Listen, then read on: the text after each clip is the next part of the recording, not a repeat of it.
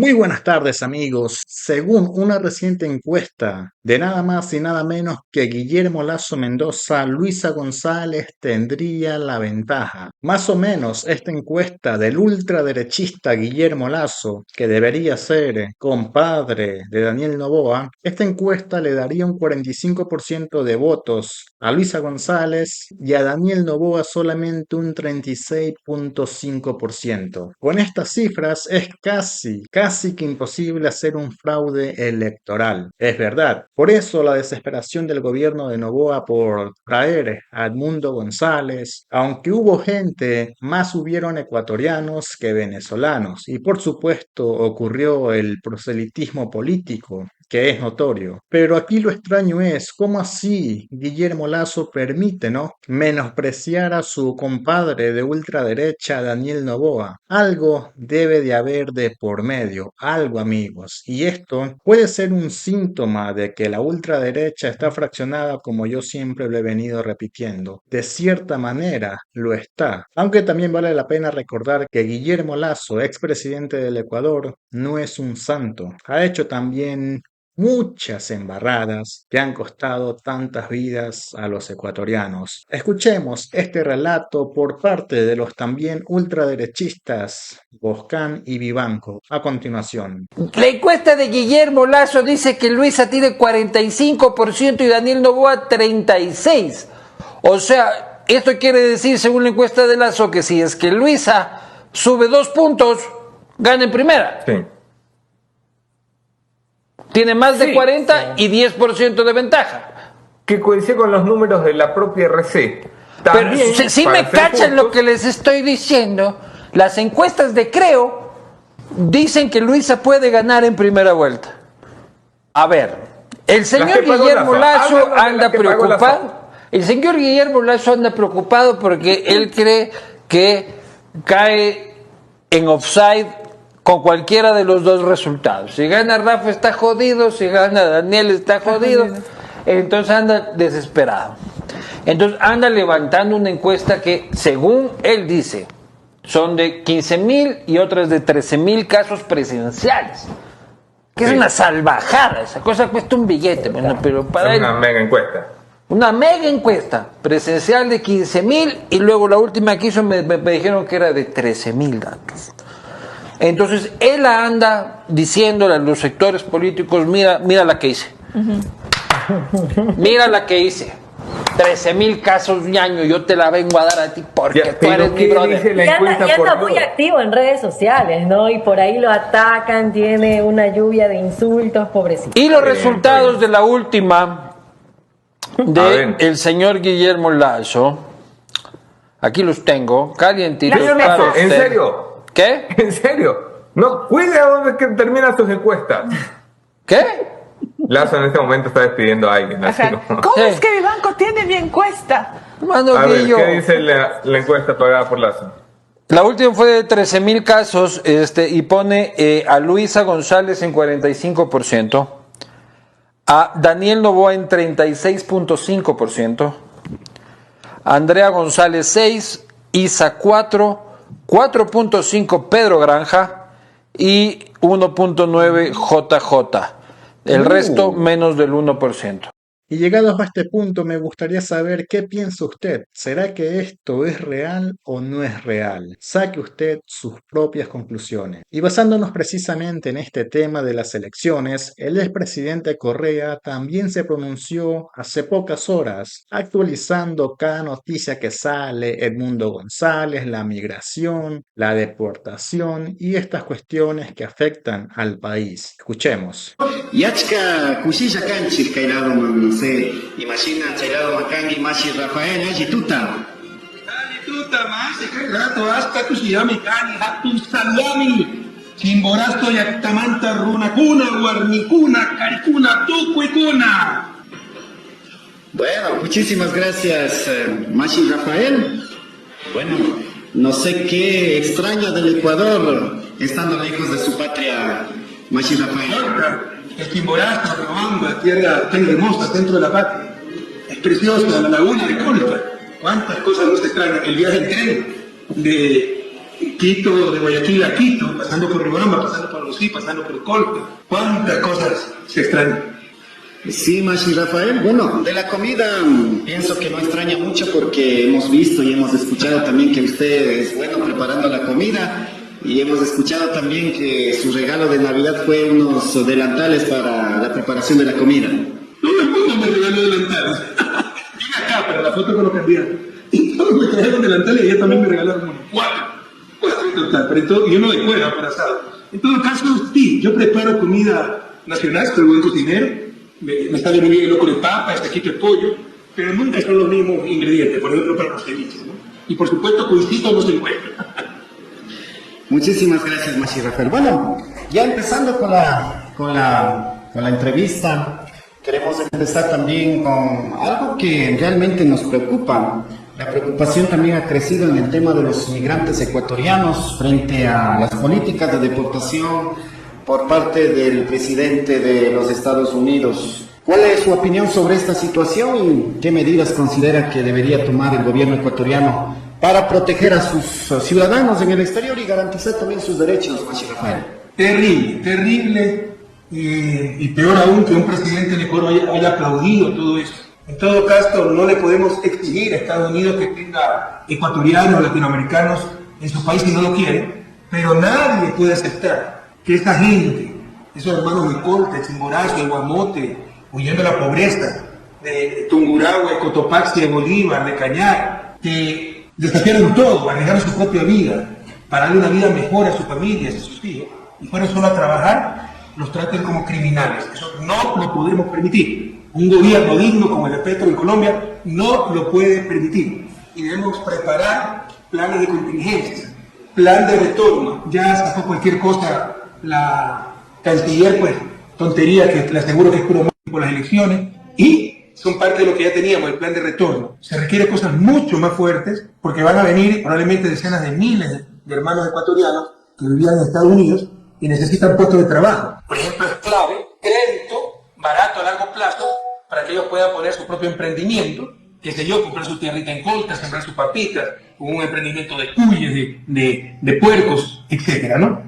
Y también hay otro problema adicional, Mario, que la gente no se está dando cuenta. Uyaichi y Mashicuna. Uyaichi. Esta gente que salió del país, muchos hermanos indígenas, muchos hermanos de la nacionalidad Puruay, muchos hermanos de Chimborazo, mandan sus dólares a Ecuador. Eso se llama remesas de migrantes. Eso es ingreso de divisas. Y eso es lo que sostiene la dolarización. El año 2024 se rompió el récord histórico en remesas de divisas. Sin estas remesas de divisas, la dolarización colapsa y la economía colapsa más aún con el manejo actual económico que no sirve para nada. Entonces debemos ganar este 9 de febrero para cambiar el modelo económico y ya no depender de las divisas de migrantes tanto, siempre vamos a depender algo, porque van a disminuir sensiblemente. Pero lo principal, nuestros migrantes no son los dólares, no son estadísticas, son seres humanos, son familias, son vidas, y hay que tratarlos con absoluta dignidad.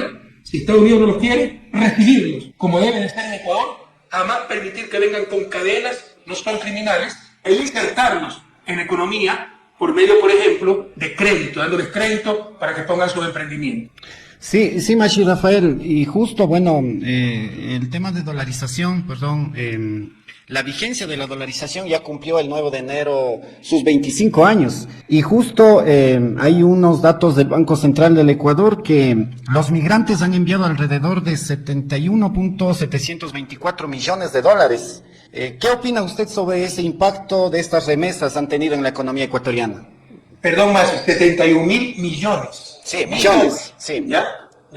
Porque en mi gobierno eran 3.000 millones las remesas, actualmente son 6.000 millones. Inicialmente fueron 1.500 millones. Mire, los migrantes, para mí son héroes y heroínas, se lo digo sinceramente, no escrito, como profesor antes de ser ministro o presidente, porque lo creo.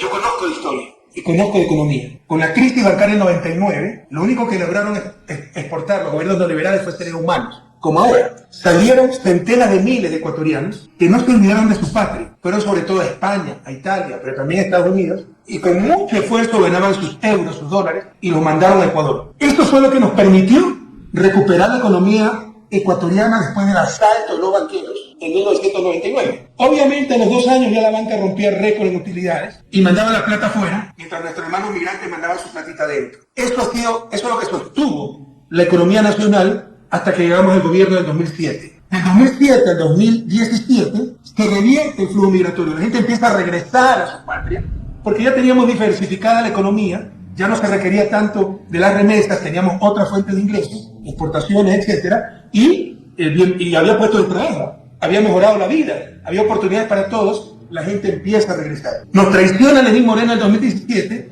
y la gente empieza nuevamente a salir, y en los últimos años hemos tenido una salida migratoria de migrantes similar al de la crisis bancaria. Pero esos migrantes continuaron mandando sus divisas y el año pasado fueron más de 6.000 millones de dólares. El doble de lo que recibíamos cuando yo era gobierno, el doble. Más de 3.000 millones adicionales, que es una brutalidad para la economía ecuatoriana. Hasta Cusqui, hasta Cusqui, ¿ok? Y sin esto estaría quebrada la economía. Pero aún con esto, más los créditos del Fondo Monetario, más altos precios del petróleo que ha tenido Novoa, el 2024 es crisis económica, hay recesión, en lugar de crecer, decrecemos, en lugar de avanzar, retrocedemos, han desaparecido más de 200.000 puestos de trabajo. Es la tercera vez en los 25 años de organización que la economía decrece. La primera fue en el 2017 por el terremoto de Doctor ¿se acuerdan? Sí. Decrecimos 0.7. 2020 fue por el COVID, decrecimos casi 9%, pudimos decrecer menos. Pero estaba el inútil de Moreno, pero todo el mundo decreció. Y el 2024, donde debimos crecer mucho por los préstamos del Fondo Monetario, $1.000 millones de dólares, buenos precios del petróleo, remesas récord, pero por el neoliberalismo, la incapacidad del gobierno, la corrupción del gobierno, hemos decrecido, hay menos Cusqui, hay menos empleo y la migración aumentó. Ahora los reprimen a los migrantes en Estados Unidos, un presidente que fue aplaudido por Novoa, ¿no? Que Novoa lo apoya totalmente cuando masacra a nuestros hermanos en Estados Unidos. Y pese a que la economía ha decrecido, hay que prepararse para recibirlos. Pero si ganamos el 9 de febrero, le aseguro que en 6 meses se reactiva la economía porque sabemos cómo hacerlo.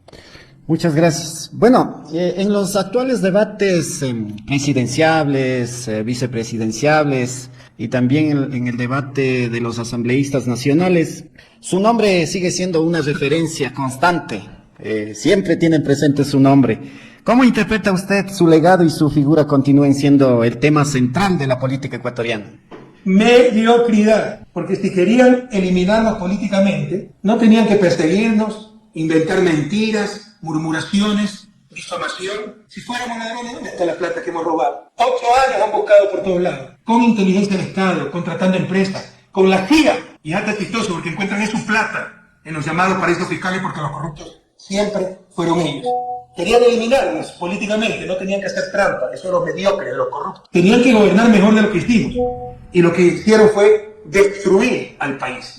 Ahora, mi querido Mario, lo importante no soy yo. Claro, nos han hecho mucho daño, nos han generado mucho sufrimiento. A mi familia, a mí. 55 indagaciones penales, el gasto en abogados, el asesinato de la reputación. Mis ministros, mis colaboradores, muchos perseguidos, gente honesta. Jorge Glass enterrado en vida en una prisión de alta seguridad. ¿Qué sentido tiene eso? Pero sobre todo lo destruyeron a ustedes, destruyeron a la patria, por el odio a Correa, destruyeron Colca, destruyeron Riobamba, destruyeron Chimborazo, destruyeron la vía Balvanera, Bucay, Payatanga, como quiera llamarlo, que era una de las primeras vías de concreto, la dejaron destruir. Destruyeron el ferrocarril, que daba vida a 33 comunidades, que pasaba por Colca, que pasaba por Alausí, esto era una maravilla, por Huigra, esto era una maravilla, Alausí era mágico, de ahí se iba la nariz del diablo. Destrozaron todo, y eso es lo más importante, que por su odio, por tratar de destruirnos a nosotros, lo destruyeron ustedes. Pero juntos, Sinchi, Machicuna, juntos, podemos revivir al Ecuador este 9 de febrero. Bueno, en los primeros días del año 2025, ya Ecuador, bueno, se nos fue de la señal, me parece, o estamos en señal. Sí, bueno. Gracias. Bueno, para nuestros oyentes de la radio, estamos en una entrevista con el expresidente de la República del Ecuador, economista Rafael Correa. Para todos quienes nos siguen la señal de 100.1, también en las diferentes plataformas digitales. Hoy estamos conversando un poco de la realidad nacional, estamos pidiendo opiniones sobre lo que está sucediendo en nuestro país. Y hablamos un poco del tema de los migrantes, que muchos migrantes están preocupados, la familia también está preocupada, y las políticas de Estados Unidos han empezado una deportación, y hemos observado también un estos últimos días que algunos presidentes han pronunciado frente a esto.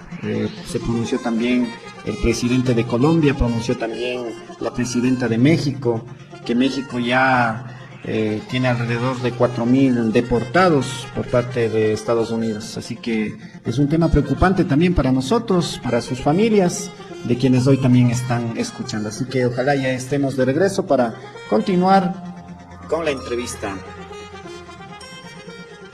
Chaychinamikanka y tutape ñukanchikwan tandarikuna mata saludanchik, entrevista mata charikurkanchik, ñawpa presidente Rafael Correa Mawan, hasta un cari asha líneas calado manta anchurishka tukunya conexión terrashun, hasta un rimashpa katingapa kay tuta y mapi, chicanchica movimientos partidos políticos que estudios del buen sembradorta, visitanga kuna, hasta un capaicuna propuestas con mata rixia chingapa, tal vez majincuna caña charin kaya y jueves, viernes y mapa agendado, kaika hasta un carishamugrin, kay campaña electoral que jueves Kama José Chaipi, Kaishina movimientos, partidos políticos, Katikun, Kaishina campaña, Rimashpa, Kaishina propuestas con Atarixi Chachishpa, Wauki José. Ari, Pagi Samuel, Chasna, Shinamikanka y fecha kunapi, Cancún y Achangitsi, achka movimientos políticos, Paikuna, siempre Paikuna Pish mañana, Chuparla y Kunata Charingapa, siempre pongo kuna paskashka kan kay emisora ima pakshinishpaka kikinkuna parlasha nishpapish parla y tukungichi rimangapu tapuykuna mata charingapak. Gracias, economista.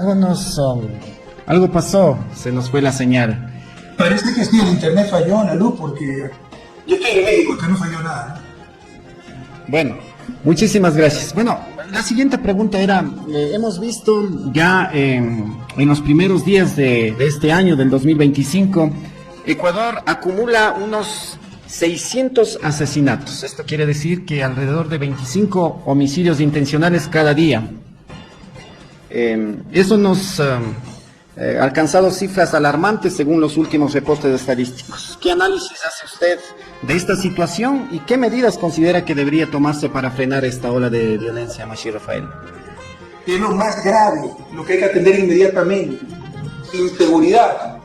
No hay causa, no hay vida, no hay alegría, no hay estómago causal, el buen vivir. No hay libertad. ¿Qué libertad podemos tener si no podemos salir a pasear a la calle? Si no podemos abrir un negocio que lo asaltan, lo extorsionan, lo vacunan. No va a haber crecimiento económico. ¿Qué inversión va a venir a un país repleto de inseguridad?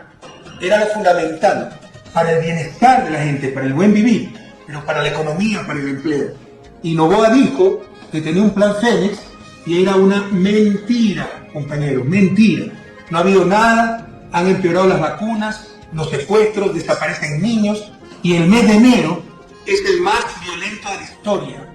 En los primeros días, 24 días del mes de enero, hay 600 muertos.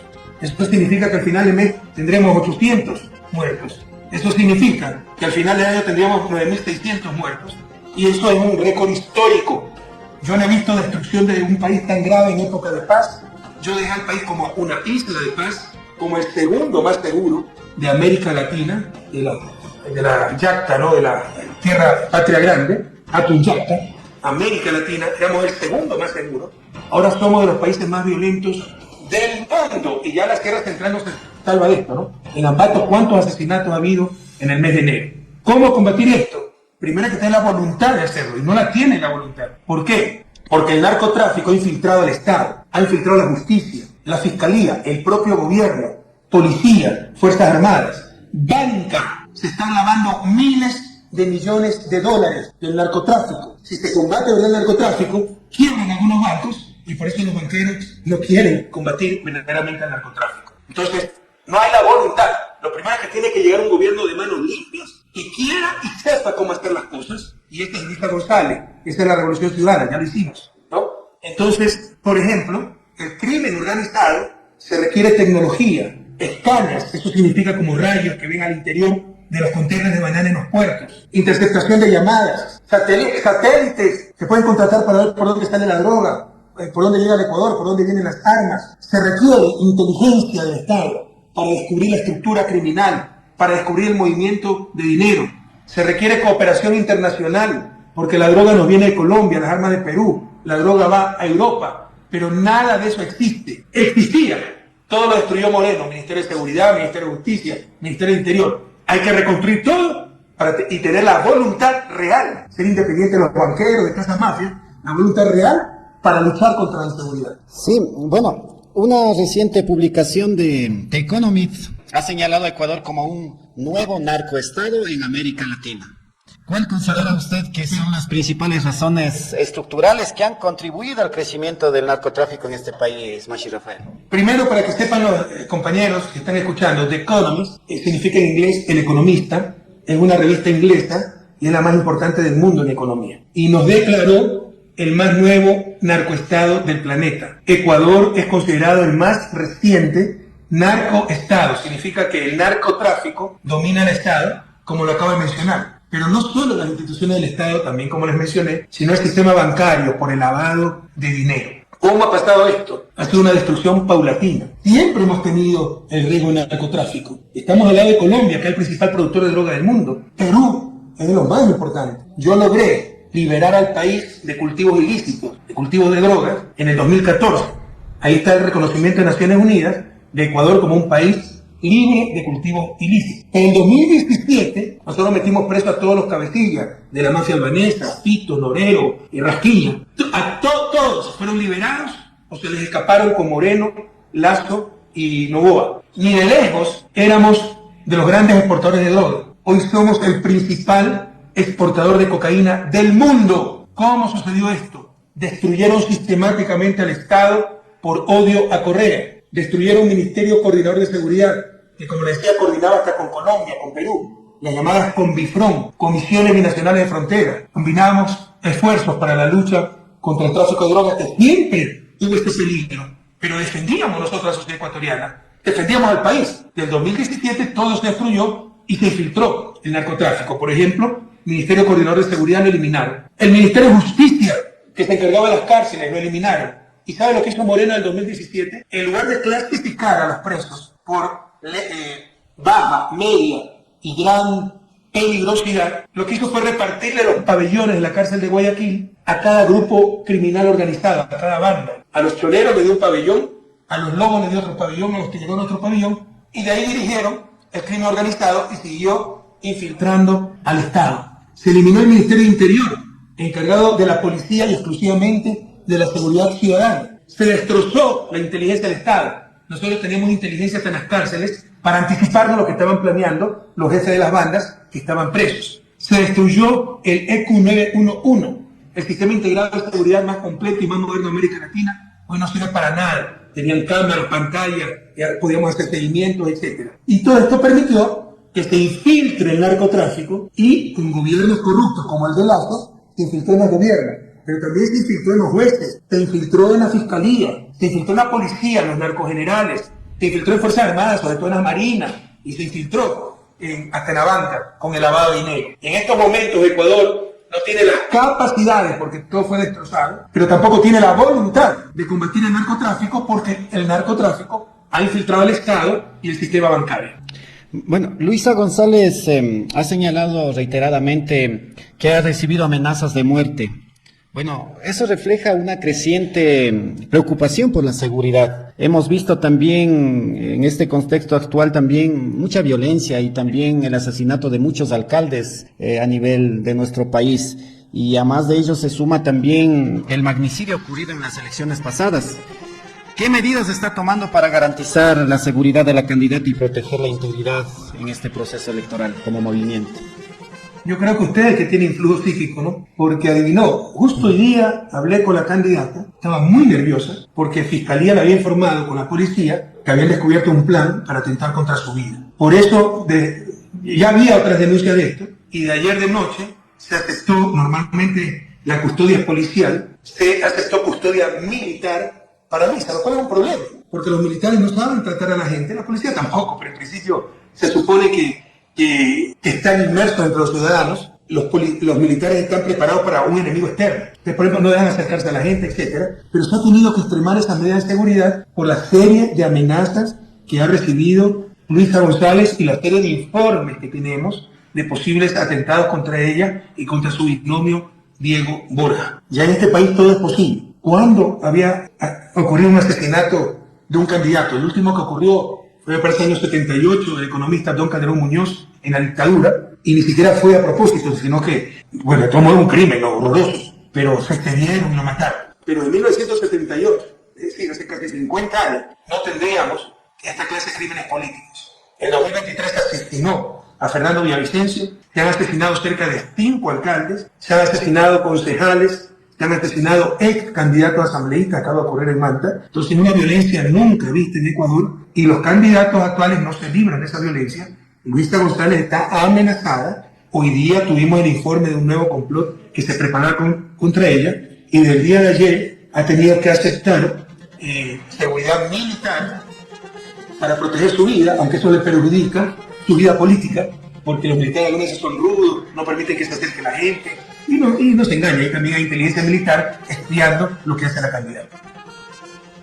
Durante su gobierno, Ecuador fue reconocido por el Comité Mundial de Energía, ocupando el 5º lugar en el ranking global detrás sería de los países como Canadá y Reino Unido. ¿Qué factores considera que llevaron a Ecuador a esa posición en su momento? Además, ¿cómo explica la situación actual de los frecuentes apagones que sufrió el país? Cuando ni Colombia ni Perú, que son nuestros países vecinos, han Esto es sumamente importante. ¿Se imaginan un paísito como Ecuador? ¿No? Un país pequeño, el segundo más pequeño de América del Sur, que sea de los 5 más seguros energéticamente del mundo en mi gobierno. El primero era Canadá, después Estados Unidos, después Dinamarca, después Reino Unido, y luego este pequeño gran país llamado Ecuador. No lo dice una institución correísta, lo dice el Comité Mundial de Energía con sede en Ginebra. Los jóvenes que son pilas, los jóvenes indígenas, Google, eso significa que vean Google, ¿no? Y vean, entren al reporte 2015 del Consejo Mundial de Energía y verán que estamos en 5º lugar, por sobre todos los países latinoamericanos. Brasil, que tiene energía atómica, México, Argentina. Por sobre todos los países europeos, excepto Dinamarca y Reino Unido. Por sobre Francia, que también tiene energía atómica, Bélgica, Italia, por sobre todos los países asiáticos, China, Japón.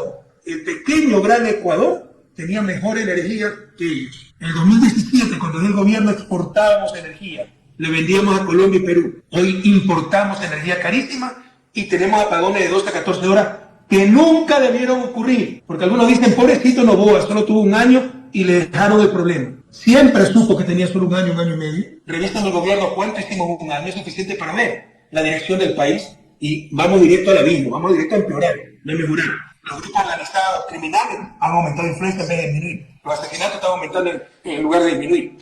¿Qué queremos esperar? En todo caso, 1 año es suficiente, ¿no? Dijo que lo iba a resolver en 9 meses, no sé de dónde estaba parado, y él sabía la situación del país, debió saberlo. Sabía que iba a haber estiaje, y mentira, no tenía ningún plan para enfrentar la crisis, y nos llevó a apagones de luz de 12 a 14 horas. ¿Cómo logramos tener de las 5 la 5ª matriz o sistema energético, no solo electricidad, energía en general, más seguro del planeta? Con planificación, con equipo, con capacidad. Desde el principio nos pusimos a trabajar en vez de echarle la culpa al resto, en vez de llorar. Por ejemplo, el proyecto Obama era un desastre. Si yo hubiera querido perseguir, podía meter preso a medio mundo. Pero no se trata de eso, no por corrupto necesariamente, por errores cometidos, pero cuando hay mala fe en el sector público, todo lo puedes cambiar y decir esto es delito y perseguir a tus opositores. En lugar de eso, nos pusimos a terminarlo lo más rápidamente posible. La hidroeléctrica de San Francisco, la terminamos, venía gobiernos anteriores con muchos problemas, y empezamos proyectos históricos, Coca-Cola Sinclair, Mazara, que sirve para guardar el agua de pauta, sopladora, y así pues aumentamos, me parece, unos 3.000 megavatios de potencia, cuando en toda la historia del país, en toda la historia, 200 años, se han hecho 3.000 megavatios, en 10 años hicimos 3.000 megavatios más. Eso es lo que se ha hecho en toda la historia. Hicimos como 1.000 megavatios termoeléctricos para respaldar a las hidroeléctricas en caso de que no llueva, y por eso dejamos una de las matrices energéticas más seguras del mundo. Pero en 2017 no se hizo nada, todo se destrozó y nos llevaron de nuevo a apagones. Cuando en campaña Noboa dijo, sé cómo resolver el problema, lo resolveré en 9 meses, y no sabía dónde estaba parado. Si hubiera intervenido al principio el parque termoeléctrico que está destrozado, si hubiera contratado a Barcaza al inicio, recién están llegando las barcazas, más de 1 año después de su gobierno, si hubiera importado energía del inicio, los embalses de las hidroeléctricas hubieran estado llenos para el estiaje, para la sequía, y hubiéramos tenido agua suficiente respaldada por el parque termoeléctrico, para enfrentar la sequía, y no hubiéramos tenido media hora, ya se me no hubiéramos tenido media hora de cortes de luz como no lo tuvo Colombia y Perú, y enfrentaron la misma sequía. Pero aquí teníamos un gobierno inepto que no sabía dónde estaba parado. Y pasó la crisis porque San Pedro es bueno y empezó a llover. Y mucha gente se lo olvida. Nos roban la camisa, nos la devuelven y estamos contentos. No, nunca nos debieron robar la camisa. Nos cortaron la luz, nos la devuelven y estamos contentos. No, nunca nos debieron cortar la luz. ¿Quién devuelve el negocio quebrado? El tipo asaltado por la oscuridad, el familiar que tuvo que emigrar por la falta de empleo. Se destruyeron cerca de 200.000 empleos por la crisis energética y la crisis económica. Entonces, tengan claro que esto fue culpa de Novoa, que el coste es inmenso, que dura todavía ese costo. Los cortes de luz se superaron por las lluvias. Pueden volver, porque no se ha hecho nada todavía, ¿no? Pero que tuvimos cortes de luz por la ineptitud del gobierno. Sí, y además, bueno, los expertos dicen, ¿por qué contratar barcazas de 100 cuando hay de 200 o de 300, no? Porque improvisaron, porque no tenían planificado nada. Si hubieran tenido planificado, hubieran buscado enseguida las de 200, 300, y del primer momento, desde que estaría electo, ya recorrer el mundo buscando barcazas. Y haber tenido barcazas desde enero del año pasado, y con esto se roba el agua de los embalses. El agua, los embalses, es reserva de energía. Para entenderlo, compañeros, es como una cisterna que tienen llena, y en un huequito abajo sale el chorro de agua que mueve una turbina, y esto genera electricidad. Habrá más tiempo electricidad mientras más llena está la cisterna. Pero si la cisterna estaba semi vacía, el chorro se va a acabar enseguida, y la electricidad se va a acabar enseguida.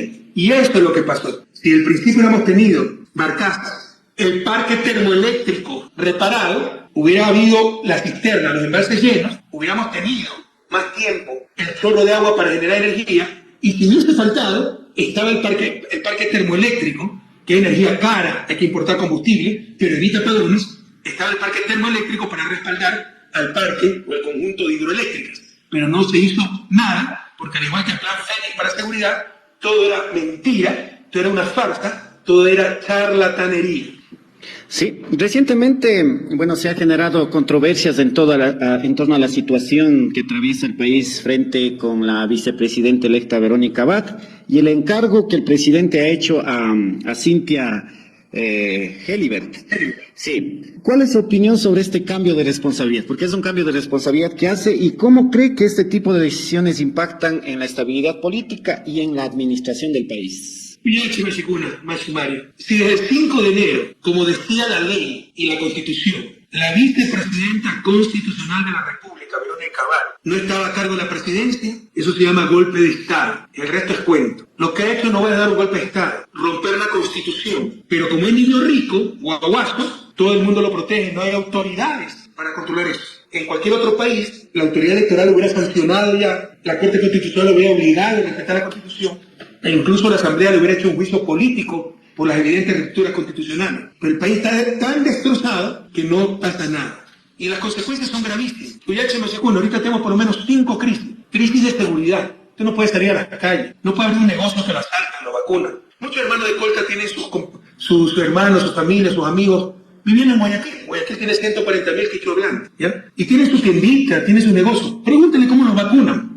En Colca no es tan grave, aunque sí hay, en Riobamba. Pero en Guayaquil es gravísimo. Ustedes no pueden tener el Flor de Bastión, las Malvinas, un negocio, porque los vacunan. Entonces hay crisis de seguridad. Hay crisis energética que ha pasado por el momento, porque empezó a llover. Pero si no, seguirían los cortes de luz, porque todo está destrozado y este gobierno no sabe dónde está parado. Hay crisis económica. Estamos decreciendo. En lugar de avanzar, retrocedemos. En lugar de ahorrar, tener más cusque, estamos perdiendo cusque y perdiendo puestos de trabajo. Tenemos crisis de servicios públicos. No hay ni siquiera medicina en los hospitales. 200.000 niños han salido del sistema educativo.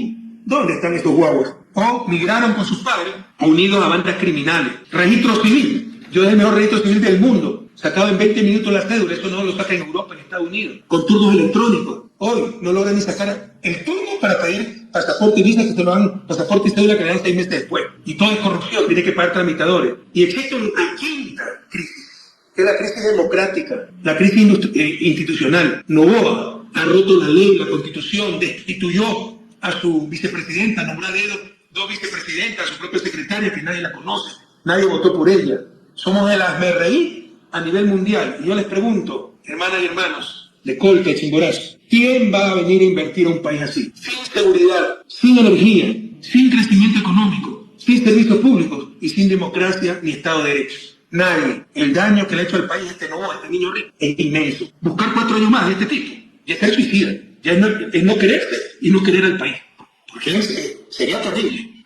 Sí, Mashi Rafael, bueno, durante su gobierno se han realizado importantes avances en el tema de inclusión de los pueblos y nacionalidades indígenas, pero aún persisten críticas sobre deudas históricas pendientes a estos sectores, especialmente en términos de reconocimiento de derechos y acceso a recursos.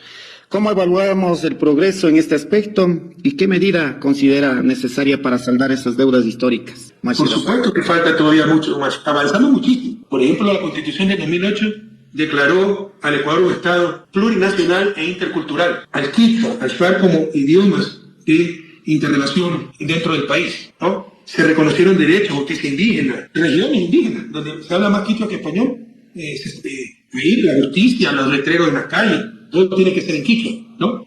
Sobre todo, nuestros pueblos ancestrales aumentaron brutalmente la matrícula en universidades, disminuyó grandemente la pobreza. Yo, por primera vez en la historia, la pobreza extrema, que sobre todo afecta al mundo indígena, fue de un dígito, es decir, bajó del 10%, llegó cerca del 8%. Hoy está casi en 13%. Ha aumentado 3-4 puntos solo en el último año del gobierno de Noboa. Eso significa 500.000 ecuatorianos, sobre todo indígenas, que volvieron a la pobreza extrema, a la miseria. Eso significa, ¿cómo se mide esto? Si tienes menos de $1.70 por día. Hay medio millón de ecuatorianos que en el último año pasaron a subsistir, porque eso no es vivir, con menos de $1.70 por día. ¿Quién puede vivir en esas condiciones? Entonces, por supuesto que hay que seguir pagando la deuda histórica, y es muy fácil ver cuál es esa deuda histórica, ¿no? Ser indígena prácticamente es ser pobre. La incidencia de pobreza en nuestros pueblos ancestrales es inmensa. Con nosotros bajó sustancialmente. Todavía era más alta que el resto, que el promedio nacional. Bajó, pero faltaba mucho. Hoy está subiendo. Hoy de nuevo estamos en niveles altísimos. Entonces usted me dice, ¿cómo reconocer esos derechos? Sobre todo, reconociendo su cultura, ¿no? Reconociendo sus valores, pero también, hablemos claro, sacándolos de la pobreza, generando empleo, que tengan buenos precios para sus productos, para su maicito, para sus papitas, para sus animalitos. Así también se salda la deuda histórica con nuestros pueblos ancestrales eternamente excluidos. Sí, Mashi Rafael. Bueno, haciendo un poquito de una pausa, no sé si se acuerda la visita realizada para la inauguración a Colta, Parroquia Columbe, Comunidad San Giselle, donde usted inauguró el Centro de Salud Tipo A. Ya la juventud y el Alzheimer. Es que inauguramos tantos centros de salud. Inauguramos casi 100. Entonces, sí, si me da la foto me voy a acordar, ¿no? Pero hicimos muchísimos centros de salud. Y son espectaculares. El tipo A, cualquier otro gobierno lo llamaría un hospital básico. Nosotros lo llamamos solo centros de salud. Pero son maravillosos esos centros de salud.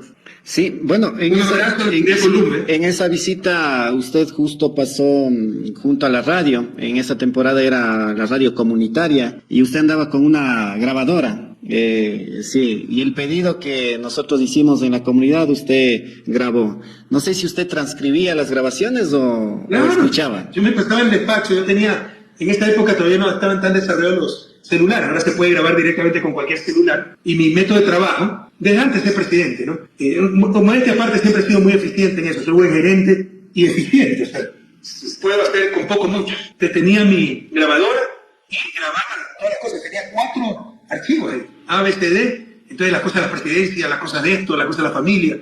Y ahí grababa y después yo me sentaba, transcribía y ordenaba a los secretarios, ordenaba a los ministros ejecutar las cosas. Bueno, para concluir, mucho se ha dicho que si Luisa González gana va a ser como Venezuela. ¿Qué criterio le da a Mashi Rafael? Bueno, que hay una machicuna, pues ya no coman cuento, como decir, bueno, ¿cuántos años han dicho lo mismo? ¿Por qué vamos a ser como Venezuela? ¿Acaso estamos bloqueados nosotros? ¿Acaso no nos fue recontra bien? Pregúntenle a los taitas, los más guaguitos, los más jóvenes. Pregúntenle a los taitas, pues, cómo cambió el país. ¿Cómo vivíamos del 2007 al 2017? Teníamos el tren, teníamos los centros de salud, había hospitales con todo lo necesario, había trabajo, había micuna, había cusqui, había carreteras, ¿no? Había reconocimiento de los pueblos ancestrales, disminuía la pobreza, disminuía la desigualdad, teníamos crecimiento económico, hasta limpieza de la laguna de Colta, que empezamos a descontaminar, ¿sí? Hoy no tenemos nada. Y nos quieren asustar con la vieja confiable, no vamos a convertir en Venezuela. Pregunten, ¿por qué? Ustedes son ayunos. Pregunten, ¿y por qué? Porque tú lo dices para asustarla. Pues era de aquí farsante. Te pongas enojado cuando traten de jugar con su inteligencia, cuando traten de insultar su inteligencia con pretextos tan bobos. Si vos no permitas, nos vamos a convertir en Venezuela. ¿Por qué? ¿Por qué en mis 10 años fuimos de los países más prósperos de América Latina y ejemplo para el mundo? Y nos teníamos que convertir en Venezuela. Venezuela está bloqueada, no puede vender ni su petróleo, es una circunstancia totalmente distinta. ¿Por qué vamos a caer en eso? Esto es absurdo, es tonto, pero es una manera de asustarnos. A no dejarnos asustar y, como decimos en la costa, a no dejarnos comernos al cuento. Muchas gracias, Machi Rafael. Bueno, esperemos que nos acepte nuevamente otra invitación porque hay algunos temas que también tenemos pendientes. Bueno, vamos a despedir, ojalá en Quichua, Machi Rafael, para todos quienes nos escuchan. Quichuapi, Kayakama Nation, y con un mensaje final, Machi Rafael. Mario querido, siempre a la orden, y mi corazón está todo indígena. Uno de los mejores años de mi vida lo pasé en Zumbagua, el páramo de Pujilí, ¿no? Y aprendí muchísimo. Yo iba a enseñar recién graduado, ¿no? Como joven, de uno dueño del mundo iba a enseñar. Y en verdad aprendí más que nunca en mi vida. No he aprendido tanto, ni siquiera cuando estudié en Europa, Estados Unidos. Entonces el pueblo indígena está en mi corazón, uno de mis proyectos vitales, es sacarlo de la exclusión centenaria a nuestros pueblos indígenas, ¿no? De remediar esa injusticia de siglo. Kayakama, Masicuna, a tu saludami. Kayakama, Chimborazo, Runacuna, Chimborazo, Yactamanta, Runacuna. Kayakama, Coltayacta, Kayakama, Chimborazo, Yacta. Hasta muy pronto, compañeros. Muchas gracias por esta entrevista. Yo soy Chanchi, Machi Rafael, soy Casanchina Sumac Parley, Takaituta Chariscanchi, y hasta Huanca y programaciones con Aguan, Yapuaman Catishun, ojalá sukta tiempo, oportunidad tianga, hasta Aguan, Rima y con Aguan, Parley con Aguan, Katingapag. Pagi kay Chimborazo, marca Piuyacuna, Chicanchican, Anquiviari con Apiuyariscanchi Kaituta. Yo soy Chanchi. Y antes de salir de este video, recuerde suscribirse, activar la campana de notificaciones y únase al canal para que esta comunidad siga creciendo. Saludos.